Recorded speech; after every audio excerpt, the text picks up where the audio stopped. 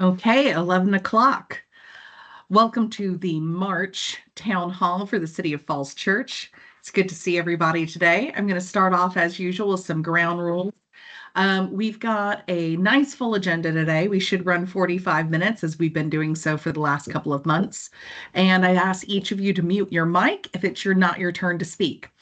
If you have questions for our presenters, please put them into the chat here or raise your hand, and we'll be sure to address those.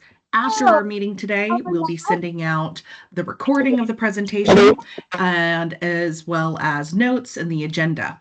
Those are always located as well on our P drive under communications, town halls, and then listed in the month and year from there. All right, we are climbing in our number of attendees, so I'll take this time to run through the agenda today and get us all familiar with what's ahead. Following our welcome this morning, we have a number of items in our how to in the city section, in which our city manager and our deputy city manager will go into some updates regarding our priorities, both from council and from internal initiatives. We'll then turn over to our finance colleagues who are going to share some updates regarding EERP. Megan DeSalle is going to share updates from Human Resources, and they're going to go into two big projects. I'm going to give an update and sort of some foreshadowing for our town hall that will be on Friday for the community survey results, and Lionel's going to go into what's going out in our parking lot and with the community center, followed by our next big community initiative, the Falls Church Fitness Challenge, and then I'll wrap up with some upcoming dates and deadlines for everyone. All right, it is time to get started. I'm going to hand off to our city manager, Wyatt Shields. Thank you, Wyatt. Well, thank you, Mary Catherine, and it's my pleasure. This is always my favorite part of the employee town hall meeting where we welcome new employees. And Armias Lima, welcome. Everybody may have met Armias as he's joined the city, I think now about 2 weeks ago. And he works with our facilities maintenance team, and you'll see him with Abraham, helping us out with all of our facility needs. So welcome, Armias.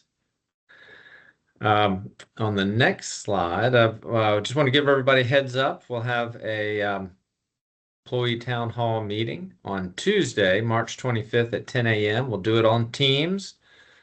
Just to kind of keep it logistically simple for everybody. The point of that town hall meeting is just to walk through with employees what's in the budget. And we'll present it on the 24th on Monday night to the city council. We'll also, after the city council adopts the budget, we'll do a touch base with employees, what changed after the city council reviewed the budget, and we'll get everybody on the same page with that. A couple of notes on the budget. One, a big thank you to everybody who's been working on the budgets. Our theme for this year's budget is sustaining momentum together, with a focus on taking care of putting people first, taking care of core infrastructure, and promoting safety in the city. Sort of those big three things we're trying to get accomplished in the city. We call it sustaining momentum because there are very few new initiatives in the budget. We're in a very uncertain economic time with all of the layoffs and things that are happening with the federal government. We are a company town, and when there's turbulence in the federal government, that impacts us. And so that is something we'll be very focused on as we go through the budget with the city council. One other thing that we have signaled pretty early in the process, all the way back in December, of having a 5% compensation increase for employees that is aligned with what the school board is planning for teachers with the school system. And so we've been aligned with that throughout the budget planning process. The council may, at the end of the day, come to a different decision on both the schools and the general government. They have that ability, but that's what we are coming to the council with in terms of investing in our people.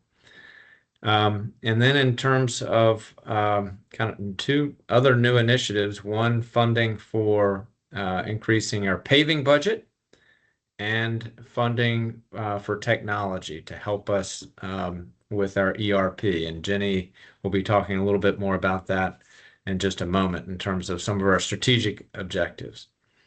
Other than that, we're funding our interjurisdictional contracts. So that's kind of it. Paving, ERP, and interjurisdictional contracts after we've taken the step of compensation of 5% for the workforce. So it's a fairly simple budget message this year. Now, within that, there are a lot of updates to the city council on things that we are moving forward within that budget and sustaining new initiatives that were started in prior year budgets. So that's what we'll talk about on the 25th, backed up with the actual numbers. Mary Catherine, that's probably I went on longer than you anticipated I was for that. No, I Sorry think those about were that. great updates. Thank you so much, Wyatt. I'm going to now hand off to Jenny to give us some background before we go into some more details on the next couple of slides. Jenny, can you share an update with us, please? Sure. Good morning, everybody. So this is an update on the Employee Survey Action Plan priorities. So a couple months ago, we reviewed with the whole entire workforce the prioritized list of actions that the work group felt we should follow up on. So what are some of the things? So this is just a snapshot of activities that are on the screen, looking at what we've completed, what we're doing now, and then what are the next steps. So under where we are now, those first two priorities that we're focusing on, one is the mission, vision, and values for the entire organization. And the other was the second priority, which was complete city strategic plan. And Wyatt will follow up with a little bit more information about that, and I will as well. Let's see. The mission, vision, and values, Joe and I are working on those as the champions of this particular initiative, the Employee Survey Action Plan initiative. And we're looking, the mission, vision, and values, developing that was the first priority of the group and came up during all of the surveys and then the facilitated conversations that happened after that. And so mission, vision, and values is really to guide us as employees in doing the work to serve the community and how we worked together towards common goals. So that's we're in that process now in working on a plan. Joe and I are also completing and following up on priorities that are already in progress. And some of those are listed to the right on the slide. So our next steps, the next big steps that we have, one is Wyatt's going to talk a little bit, give an intro on the different plans that we are using in order to guide our work. One is the City Council strategic priorities and initiatives, and the other is the internal initiatives that we are working on. So we are also looking to have a citywide event with employees to develop our organizational mission, vision, and values. Asking people to save the date for Thursday, April 24th. We do need to confirm the location, so that is not a firm date yet. And then as part of that mission and vision and values work, we will be working with a vendor to guide us in this process.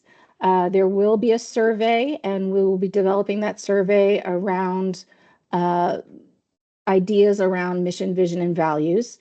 There will then be the citywide event, and then the vendor in using the information from employees during the event and the survey.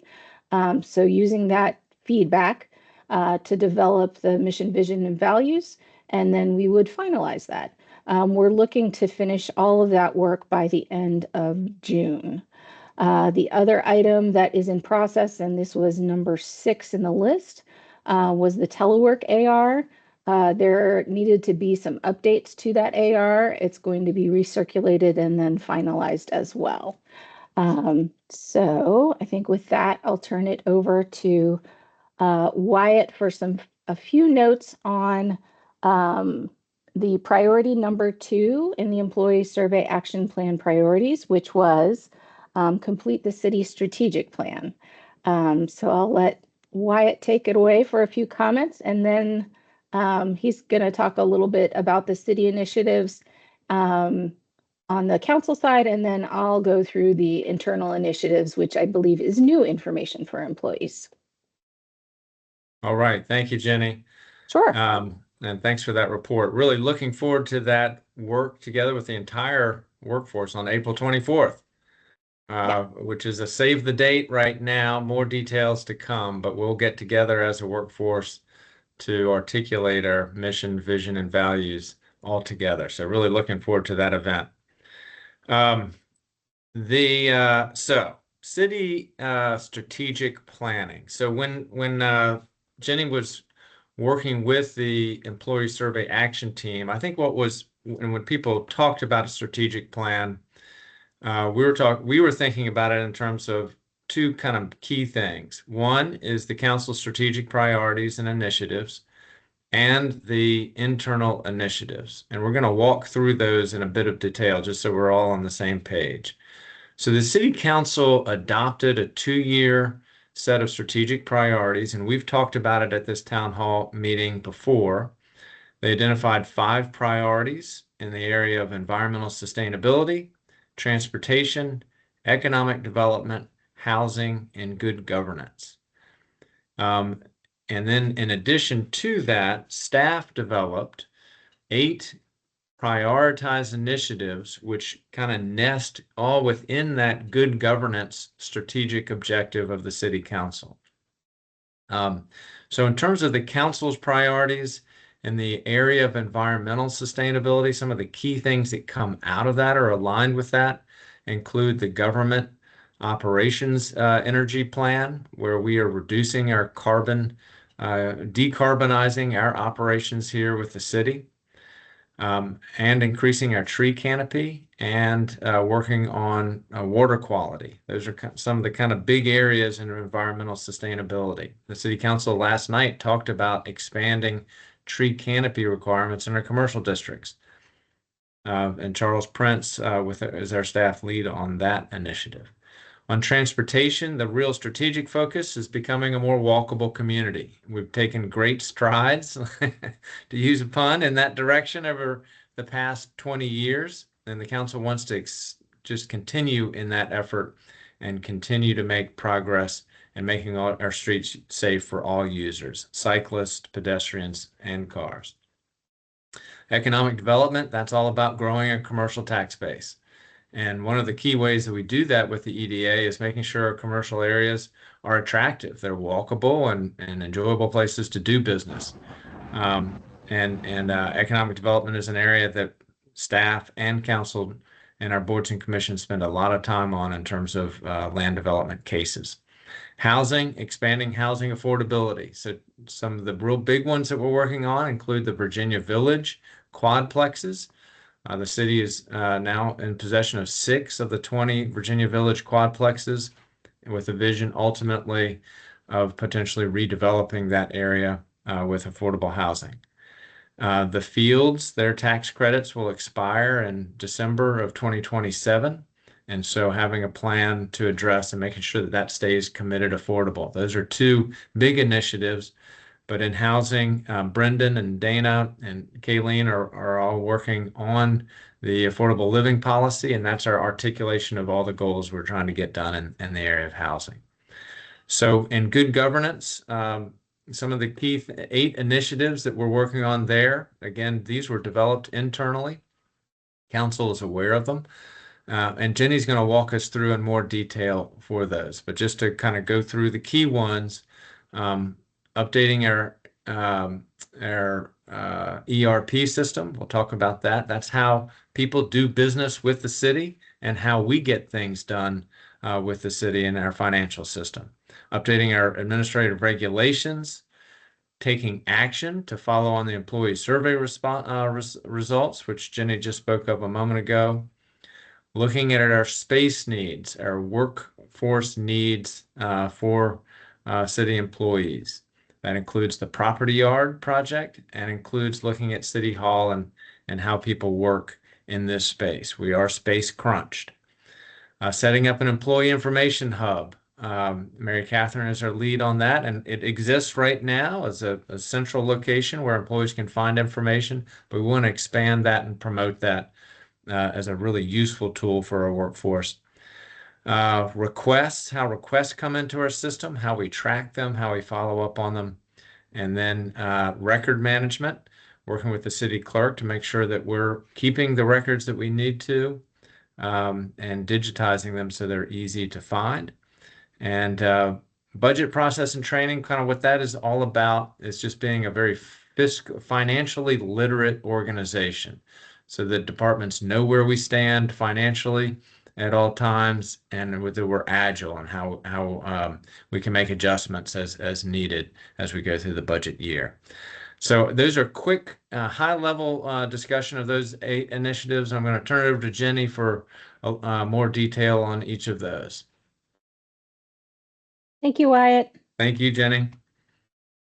So these are the 8 internal initiatives that we have been discussing in the city manager direct report meetings that happen on a monthly basis. Really, this process did start with a discussion of process improvements, I would say a couple of years ago.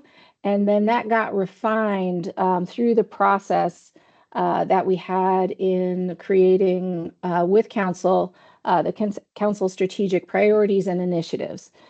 So when we had those early discussions about all the initiatives that could potentially fall into the 5 priorities that council had, these were the 8 that rose to the top. And I think, as Wyatt mentioned, they do fit within the good governance priority that council has. So, and this slide has a little bit of an introduction and about the internal initiatives. And as part of the follow-up email that you regularly receive with the employee town halls, these slides will be included as well, along with the City Council strategic priorities and initiatives slide deck as well. So if we can go to the first one, which is the city's enterprise resource system. Each of the internal initiatives has a champion, has 1 or 2 champions who are focused on moving whatever the goal is for this particular initiative to fruition. So in this case, the champions of this particular initiative are Nate Dupree, who is our IT director, and myself. And the enterprise resource system is really, also know it as Munis or the EERP. This is what makes us able to do business, both internally and externally. And what we're looking to do is with the goal of making it more efficient, increase the functionality and management of the system and the different applications that we use. The one that you're probably most familiar with is our employee self-service system and employee time entry, as you should be using employee time entry every other week.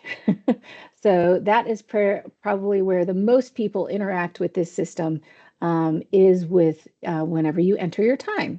And it is the foundation for almost every interaction we have around finances, along with our HR functions as well. So moving to the next one, which is a review of our administrative regulations. This is also in process as well. The champions for this are Sharon Gibson, our new HR director, although I'm not sure if I really call her new. I think this is her 7th week. And along with her, assisting with that is Danny Schlitt, who is our Recreation and Parks Director. This will be a thorough review and update of our administrative regulations. And the goal really is to make policy clear and consistent in application. So some of you have already seen a number of our administrative regulations come through this process. I think with the most recent being our telework AR, along with Employee of the Year, Sick Leave Bank, and I'm missing one. But there have been several that have come through recently for the 30-day comment. So next slide, thank you. And then the Employee Survey Action Plan priorities, Joe Carter with Office of Emergency Management and myself are both champions for this. And I went in depth prior to Wyatt speaking, I went into great detail on this. So I will move along to the space plan for our city workforce, which I feel like sounds like a department in and of itself. Like space plan. Anyway, sorry. So the champion for that is Andy Young, the Deputy City Manager of External Operations. And so looking at both short and long-term solutions to our workforce space needs, he has already started with an assessment of schedules. So what it looks like in terms of our telework situation, and then also assessing the actual physical space that we are occupying. So that is moving forward as well. And then number 5 is our Employee Information Hub, and our own Mary Catherine Chase, Office of Communications Director, is involved with that. This is to have a one-stop shop, I think building on our employee corner. And if you haven't visited the employee corner, please do. It is on the website. So looking at finding a space that is accessible to all employees, that contains all of the important information. So such as our administrative regulations, the most current and up-to-date version of those available for everybody to access. So that is our number 5. Number 6 is our work order and request system, both for, I think, internal and external customers. So the champion for that is Cindy Mester, the Community Relations and Legislative Affairs Director. And this would replace our current work order system with a more streamlined and transparent process, hopefully reducing staff time and being more effective and responsive to customers. This is both with community requests that come in about streets, traffic lights, anything and all, and then also our council requests, and of course our internal customers when it comes to facilities as well. So, and we are on to 7. Record management is our 7th internal initiative, and the direct report champion is Megan Dotzler, who is our new library director. And the person who is also heavily involved in this is Celeste Heath, who is our city clerk. And she is the primary person who deals with record management. And Megan will be the champion within the direct reports to our city manager. So this will be looking at creating a plan of action for our record retention, our management, and making sure that everything is accessible per state mandate. And this would also include training of staff as well. So with that, on to our final internal initiative, which is our budget process, and look at improving our budget process and training. Kiran Bawa is one of the champions. She is our finance director, and Dana Jones is the director of Housing and Human Services. Sorry. So this is looking at our budget process and help setting realistic budget priorities tied to both the council strategic priorities and these internal initiatives. Also to looking towards educating the workforce as a whole. So recently, you all were invited to the purchasing training through the finance department, and that was with Cordell Myers, Jim Wise, and Doug Gollin. And so that initiative is also well on his way as well. And with that, those are all of our internal initiatives. And so that is the second piece of our plan when it comes to strategic planning and how we do our work. Once again, there are kind of two components. One is the council strategic priorities and initiatives. And then these internal initiatives is the second component, which actually nestles right into the good governance strategic priority of council. If there are any questions, you can ask them now. If you think of them later, of course, you can stop by, email me, call me, text me. Any of those ways you can get a hold of me. I am happy to talk with anybody about any of these things. Thank you so much, Jenny. Do we Sure. have any questions? I don't see any hands or anything in the chat yet. I'll give it a beat. And introduce our next team that's on. Our finance team is going to come and give us a good update, deep dives into the way in which we work together in finance. I don't see any questions, so I'm going to hand off to finance. Thank you, Mary Catherine. Good morning, everyone. As we are upgrading our EERP, formerly known as Munis version, from current version to 2024, we will be needing other departments to test the processes that are directly affecting to finance. As an example, we would say requisition entry. We would like departments to enter one requisition that is under the budget, that is 5,000, and review the approvals are working as expected. Enter one that is over budget, about more than $5,000. Review those approvals and make sure the workflow is correct. One that has multiple lines and one that has line charge to multiple accounts. This way, it will make sure that the current process that is working in the system is the same once we go to version upgrade. The link for the test is right attached on the top in the presentation slide. Where it says test, it means it's in test website. Whatever you do, it won't be affecting anything in live. So we would encourage to test all your processes into this EERP testing environment. So once we move live, we don't have any sort of issues. And if any of them have any issues with the process, please make sure to let IT know about it so they can take care about what issues are going on. We also encourage to review the purchase card statements for January. The system was refreshed on February 6th, so the test database would be having all data until February 6th. Marketing, can you please go to the next slide? Thank you. As we are also upgrading EERP, the ESS version will also be upgraded.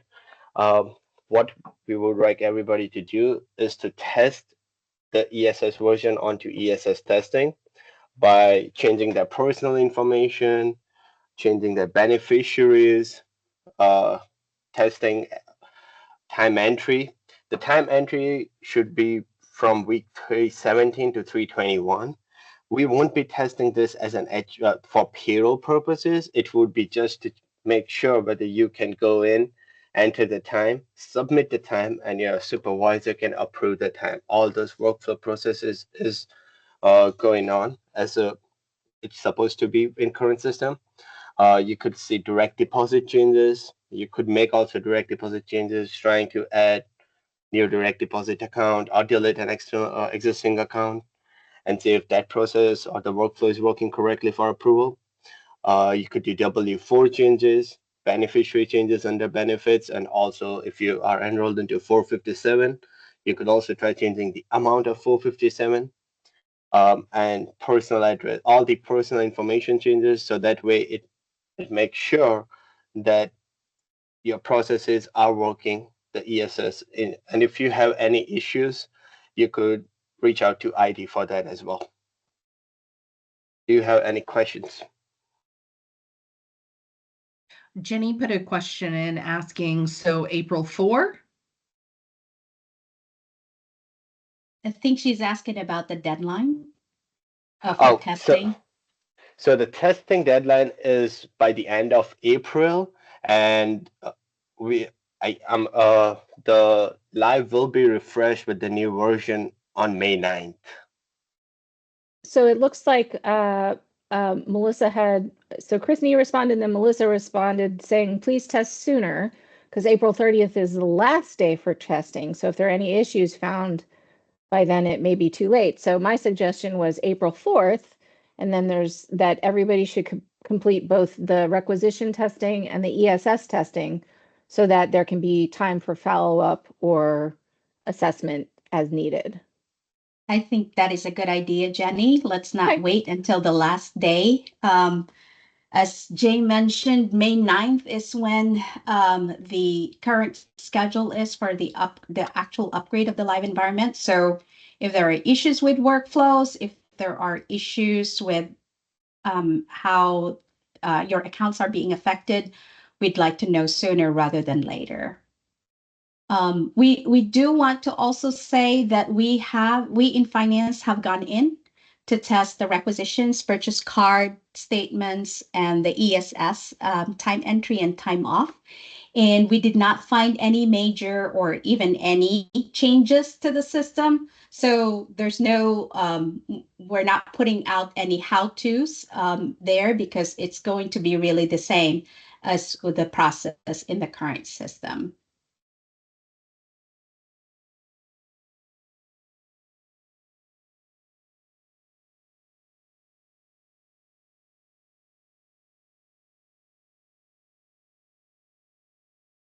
Do we have any further questions before we move on to content from HR? Did I advance too fast?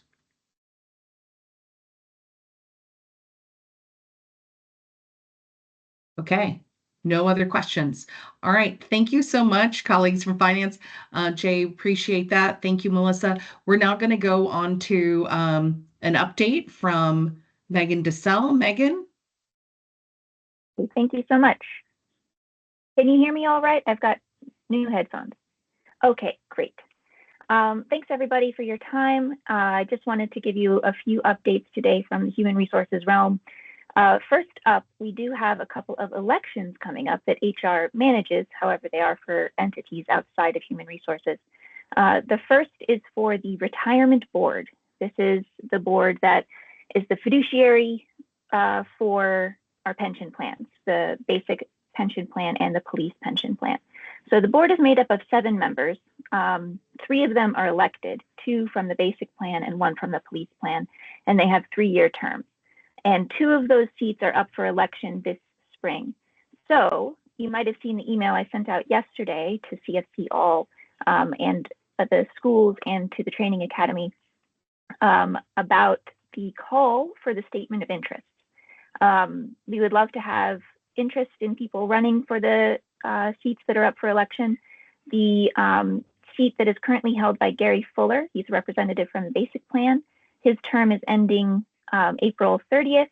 So anyone who is an active or a retired member of the basic plan can run alongside Gary if he decides to run for re-election.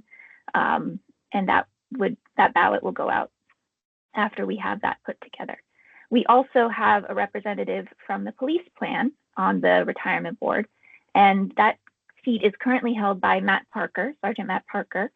So his term also ends April 30th, and we can have interest from anyone who's an active or retired member of the police plan to serve on the board.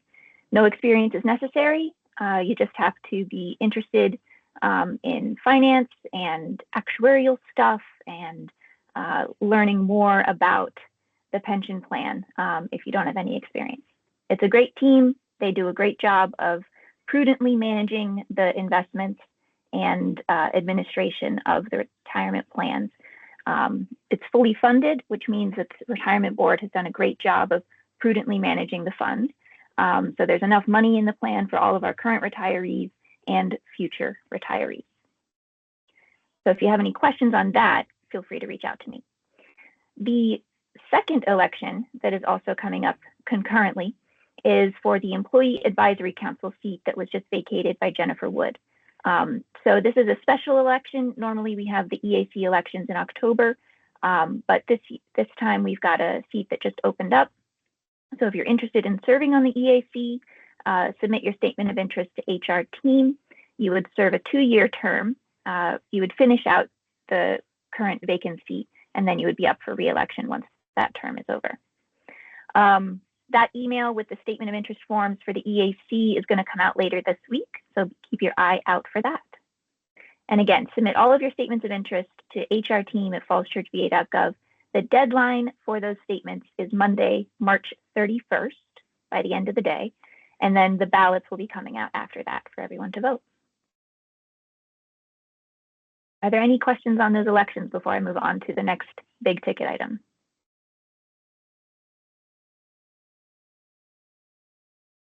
All right. In that case, let's pivot to open enrollment. Don't let the simplicity of this slide fool you, because open enrollment is fancy, it is exciting, and it's coming up sooner than you realize. Open enrollment this year is going to be May 1st through 15th. So mark your calendars. During that time is when you can make changes to your health insurance, either adding or removing members, eligible family members, or choosing a different plan. Now, if you like what you have and you like the membership of your current health plan election, you don't have to re-enroll during open enrollment. This is not an active enrollment period. But if you want to make any changes, May 1st through 15th is the time to do that. And any changes that you make during open enrollment are effective July 1st, 2025 at the start of the next plan year. Open enrollment is also the time to re-enroll in flexible spending accounts or to enroll for the first time if you've never done it before. And our FSAs are a tax gimmick, but they're a good tax gimmick. They're a way for you to save money in your take-home pay by putting aside the money you're going to spend anyway on medical expenses or dependent care expenses. So you would spend pre-tax money. That money is not taxed. More information is going to be coming out about that soon, but I wanted to make sure you all have the dates in mind. Also, we're going to have the voluntary insurance benefit open enrollment at the same time. That's administered by Pierce Insurance. So they handle the enrollment in the flexible spending accounts, and in addition, offer several voluntary insurance options like short-term disability, life and long-term care insurance, pet insurance, legal insurance, a bunch of other products that you'll learn more about in the days to come. One more thing to mark your calendars for. The first day of open enrollment, Thursday, May 1st, we're going to have a wellness and benefits fair. It's going to be great. It's going to be right in the middle of City Hall with all of our benefits vendors and even some businesses from the community, we hope, that focus on wellness. So mark your calendars, 2 to 4 p.m. on Thursday, May 1st. I hope everyone can make it out. And we'll also have on-site meetings with our benefits consultants. Those dates and how to reserve your appointment will be coming out soon. Thank you so much. Ooh. Of course. I did see a question pop up in the chat, though. So I'm going to read that. Do you know during which pay period the new rates for health insurance starting 7/1 will start? Excellent question, Allie. Thank you so much for asking that. So health insurance premiums are deducted the month preceding the coverage. That's because the insurance companies have the bills due on the first of the month of coverage. So we have to deduct those premiums the month before that coverage is effective. So that means that the new rates for health insurance that are effective July 1st are going to be starting to be deducted in June. So that first paycheck in June is when the July rates are going to be deducted. And Bethany Howard, come to my rescue. Thank you so much. That is June 6th, 2025. Fantastic. Thank you so much, Megan. And if y'all do have questions, Megan, they come to you with those and they can email you. Any questions? HR team at fallschurchva.gov will go to the whole HR team because we're all working together on this. If you need to reach out to me directly, go for it. Chris Velakis is also a great resource. He's learning the ropes on the benefits plan as well. Awesome. Thank you so much, Megan. And thank you all for your questions. We're really excited to learn what our benefits look like and to attend the fair on May 1st. Thank you. All right, I'm going to do a quick dive into our community survey results. In a previous town hall, I shared the background, talking about our 2023 survey, the 2025, and I just wanted to highlight a couple of pieces and draw your attention to the fact that this Friday, we're going to actually do a deep dive for city staff. We'll be in the Dogwood rooms, and that's when we can dive further into the information. If you want to go ahead and review the survey outcomes, you can go to our community survey site. There are 4 documents.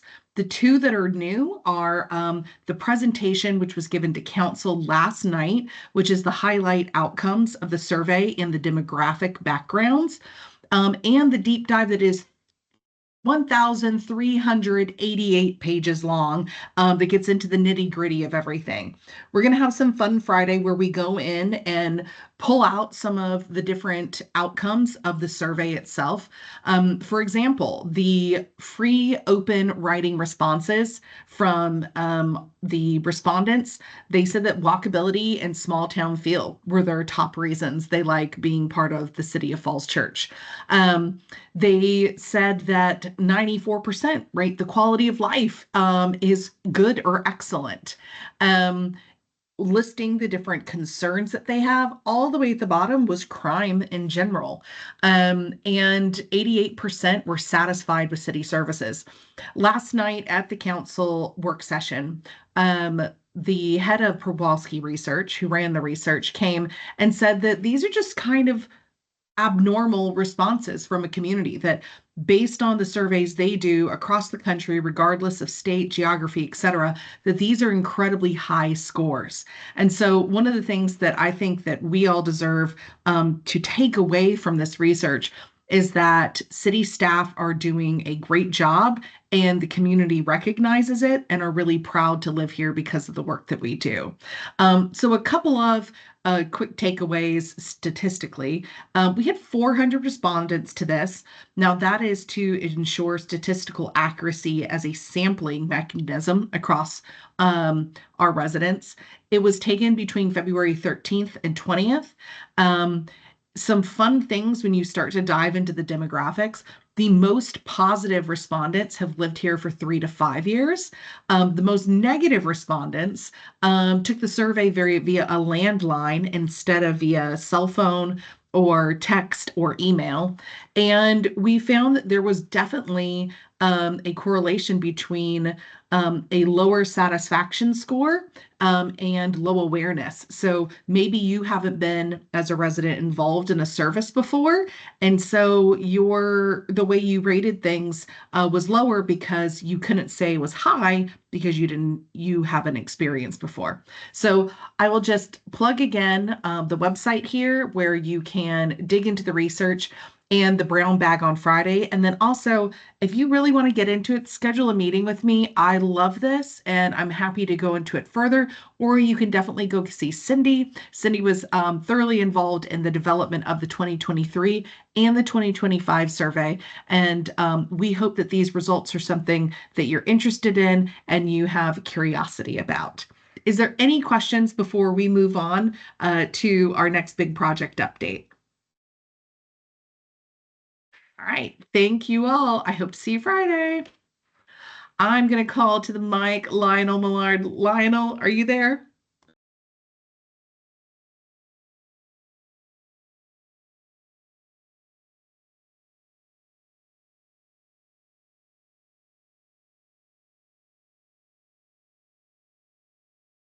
All right. I do not see Lionel here. I'm going to quickly share this slide. I asked Lionel to present today because we've been hearing that it's a transitional time for the construction that's going on with the different engineering projects out there. And for those of us that work in City Hall and on property, we've been able to see that shift in the work experience. And I hope that in our next town hall, Lionel will be able to share another update for us. With that, I'm going to hand off to colleagues from the EDO and from Rec and Parks, Sarah and Corey.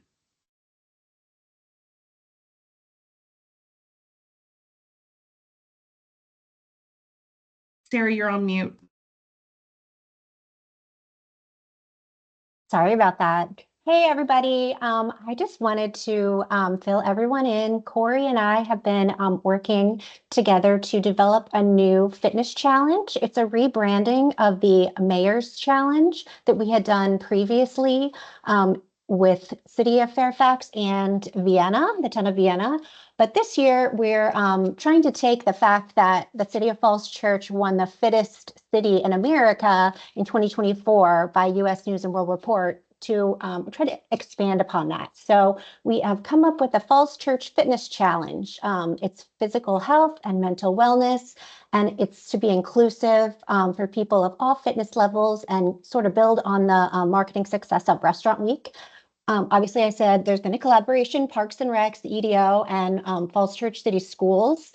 We're really inviting the community, the kids in the schools, and people of all ages to really get active and compete in some challenges. There's a bingo style challenge board on the next slide. That looks like that.